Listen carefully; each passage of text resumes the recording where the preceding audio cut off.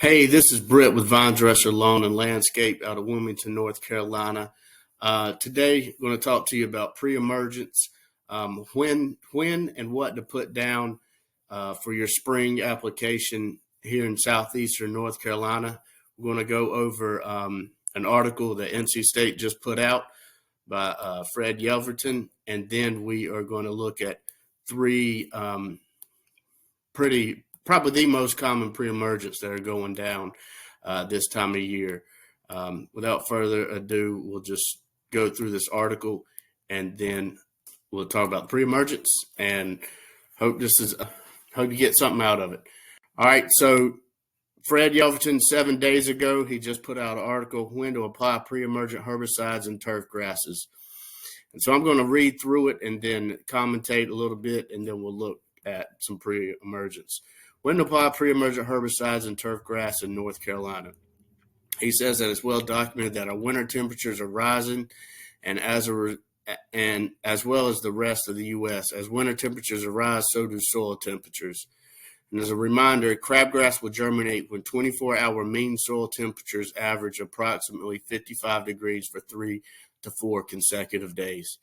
And so this is average soil temperatures in Wilmington, North Carolina. You can go to Greencast online, and if you just Google soil temperatures near me, this website will pop up, and you just put in your location, and it'll show you the average soil temperatures. So our 5-day average is 56.4. So that's right there at crabgrass germination. So you can kind of see it. Let me see.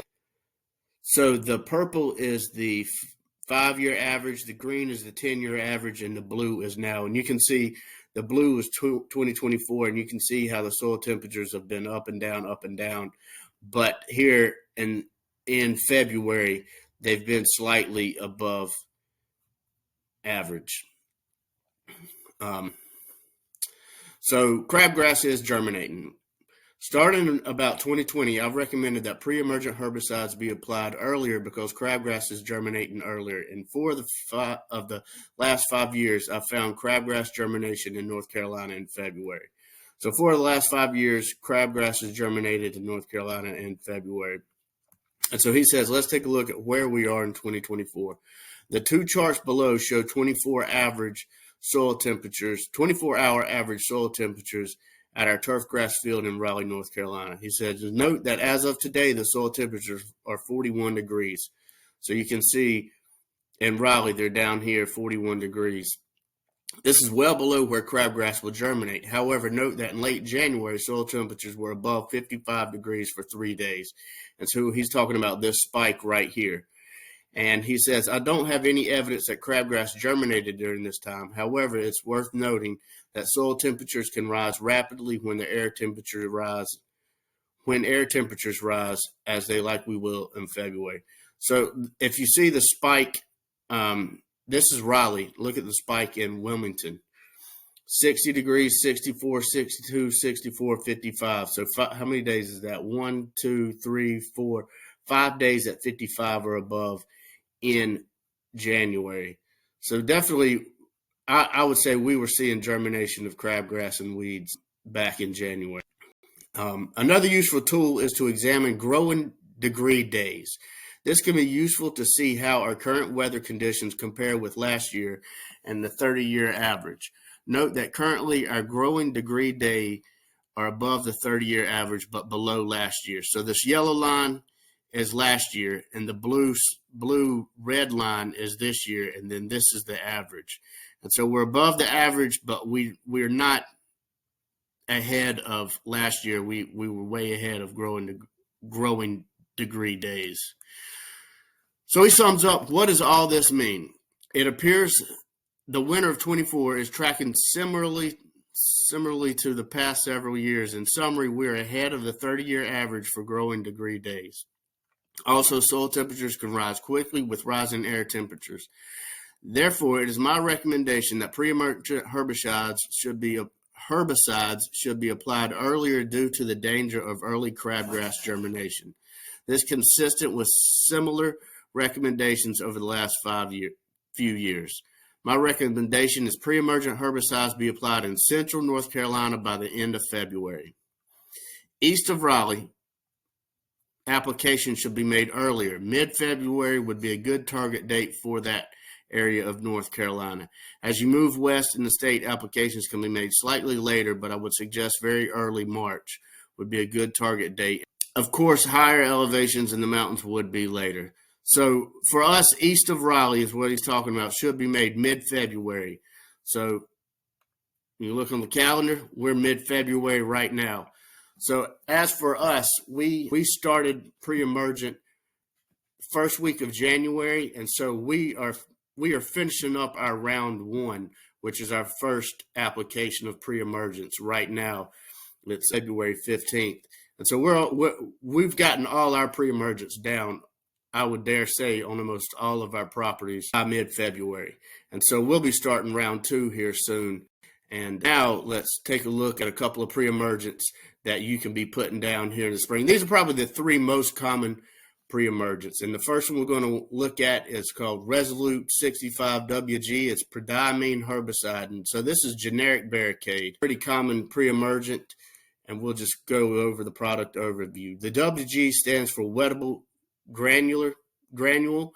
It's an effective pre-emergent herbicide for pre-emergent grass and broadleaf weed control. The active ingredient prodiamine can be applied in both the spring and fall season for long crabgrass control. Resolute 65WG also controls bluegrass, spurge, witchgrass, and more, and can be used safely on St. Augustine, Bermuda, fescue, and other common turf grasses. And it says to check the label for the complete list.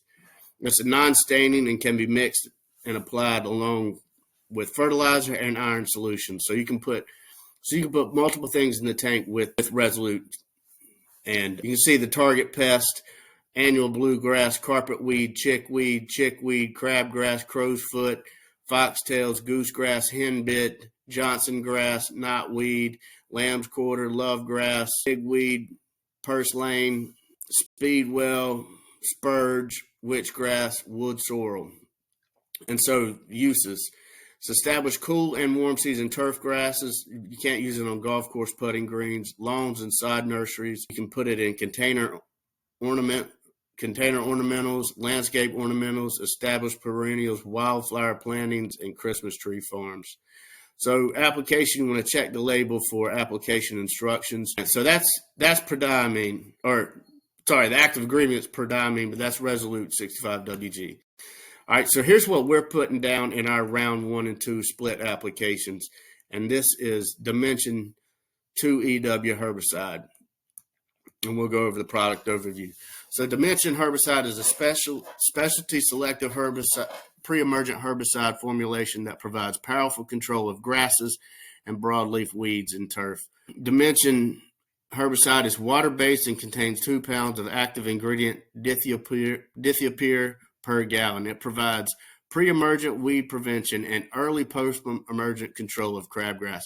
And so that's what it sets it apart from other pre-emergents, is that if your crabgrass is like in the tillering stage, if it has emerged but is still fairly young, Dimension has post-emergent control of crabgrass. And it's got season-long control of crabgrass, goosegrass, foxtail, spurge, Poa Anna, and it's available in half gallon and 2.5 gallon jugs. So the grasses: barnyard grass, Poa Anna, crabgrass, crow's foot, Dallas grass, foxtail, goosegrass, annual and perennial rye, sandbur.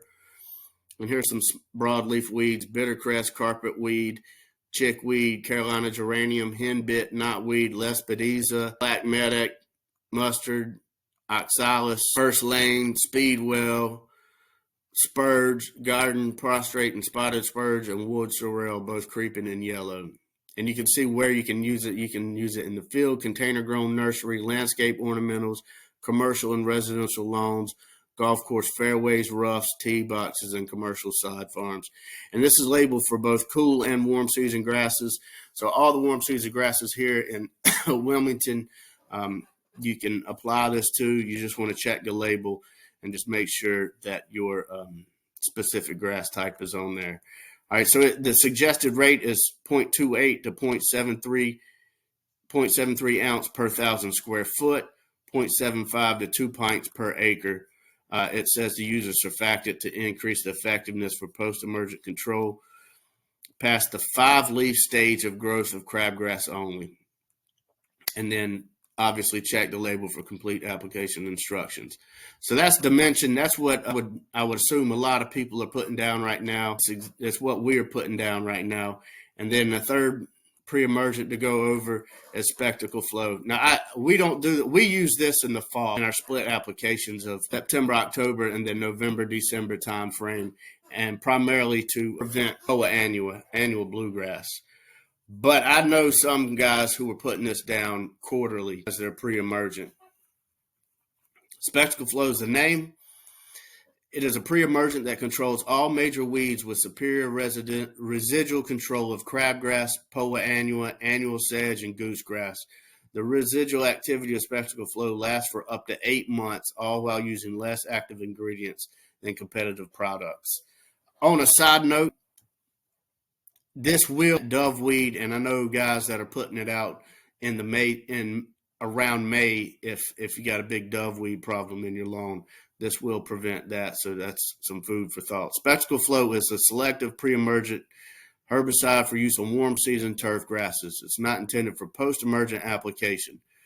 Spectacle flow controls many annual grasses, including crabgrass, goosegrass, annual bluegrass, annual sedges, broadleaf weeds, and turf, ornamental, residential, hedgerows, hardscapes, Christmas trees, and conifers.